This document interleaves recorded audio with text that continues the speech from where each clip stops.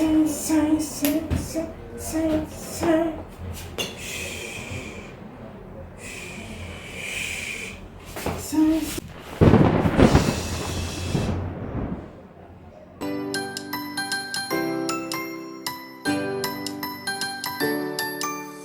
the previous video, I showed us how to prepare aloe vera gel. It's very simple, you can do it. As we know, aloe vera is packed with a lot of benefits for your scalp and hair. If you want to know more about the benefits of aloe vera, kindly check the video on my DIY playlist. The link will be in the description. If I'm being honest, it wasn't so easy preparing this gel. They were very simple steps, but it takes a lot of, patience and concentration to do it. But the results were so worth it. See how thick the gel is.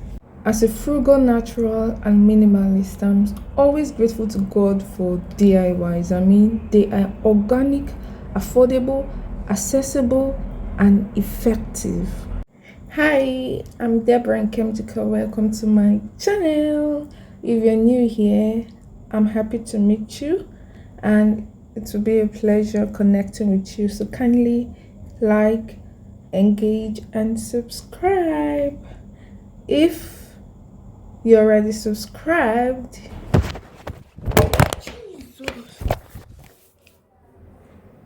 Jesus, what is wrong with me now? Jesus. Oops. Hi there. Nobody can take my joy away. I've got joy like a river. I've got peace unspeakable. Nobody can take my joy away. It is given to me by the Lord. You can never take it away. Do not be anxious about anything, but in everything by prayer and supplication with thanksgiving, let your requests be made known to God. And the peace of God, which surpasses all understanding, will guard your hearts and your minds in Christ Jesus. Amen. This video shouldn't have made it, I tell you. After my screen broke, I was sad. I was so sad.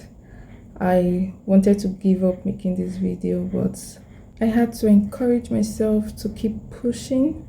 It is part of the journey. This channel must try. So here's the aloe vera gel. I'm about to apply it to my hair. Please don't laugh at my hair clips. Yes, they are the newest design in town, customized for me. If I had known, I wouldn't have gotten some hair clips when I already have these clips. I know they are originally meant for clothes, but they are effective, like they are holding up my hair. Why do we waste money getting new stuff when we can always improvise with what we already have at home? Are we scared to be called frugal? Or have we been so influenced by the social media market that we just buy stuff just because they are trending? Take a moment, look into your wardrobe or cupboard. That stuff you bought during the Christmas break or even this year, how many of them have you used? Take a moment, think about it.